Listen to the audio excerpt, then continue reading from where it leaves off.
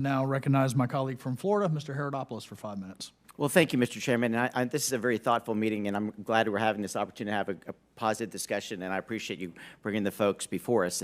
But let's also take a look at this tragedy in Texas and understand where we are on the factual side of this.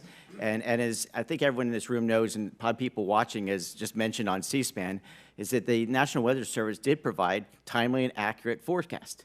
The challenge, I think we all recognize, it happened between 12 o'clock and 4 o'clock in the morning. And it's a tragedy what happened, and this is where we move forward to solve problems, not to play politics with it. These are lives we're talking about, not political gambits. And there was no lack of staff, as we've all looked at it, whether it be the Austin, San Antonio offices or the San Angelo office. And there has been authorized a situation where to hire 126 staffers before this happened. And so, again, I get frustrated as a new member of Congress that everything has to be political. And I think that what we need to focus on is solving problems. But in the case here, it was done by the book. They had the right personnel there. They put the warnings out. And it happened, unfortunately, at a very untimely hour. And of course, we also have to mention it was 36 feet high. I mean, this is a huge thing that happened, I think, in less than 45 minutes. And so this is why what we should take from this is what better preparation can we have, especially as we think about nighttime events like this as we move forward. And so I'm glad to see our chairman, and being from Florida, we recognize not only floods, but of course we face hurricane threats, but that's something we can prepare for. As we know because of the excellent work by the National Weather Service, NOAA, and others, we can better anticipate the storm, and thus we can be prepared. Of course, this was a middle-of-the-night event like never before. And to see the absolute destruction in less than 45 minutes is a true tragedy. And that's why we were all on the floor yesterday to recognize the heroic acts of so many people who literally not only put their lives on the line, but lost their life trying to save others.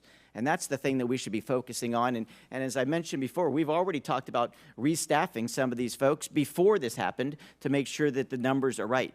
And this is what I think solutions are about as opposed to playing politics. And so a lot of these narratives have proven to be false, but everybody's always in a rush to play politics. As we saw immediately after this tragedy, people are pointing fingers, and that's not how we solve problems in Washington, D.C. I'm glad to see that hopefully we have meetings like this and we look at our budget and do it right.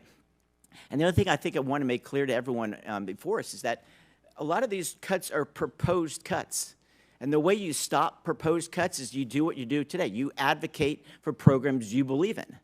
I've been in a situation where I happen to be the chairman of the subcommittee for space. And there's a lot of discussion about space adjustments. The sky is falling, there's X cut or that cut. And what has happened in the big, beautiful bill, we added $10 billion to the space program to help make sure that not only Artemis 3, but 4 and 5 are now funded. And we have made ourselves space dominant because we put those dollars in place, recognizing the situation we're in.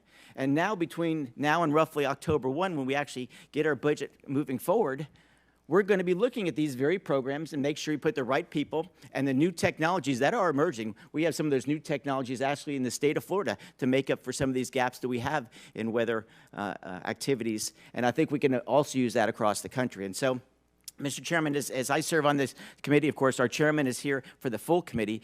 I think this is an opportunity for us to explore how to best utilize the most modern technology and move forward in a positive way. And clearly, this administration, as they've inherited a very unique situation from the prior one, can look at where we're at and go out to solve problems with the latest technology and make best use of those 126 people that they talked about before this incident took place in the state of Texas. So hopefully it never happens again. And we'll, of course, with the good work of the leadership, especially from our members from Texas, I think they'll come up with some creative solutions so that when those literally the middle of the night situations take place, we might have a more accurate and effective system to help those people who are truly in need. And my focus right now is really applauding those people who are going out there every single day to try to bring some closure to some families.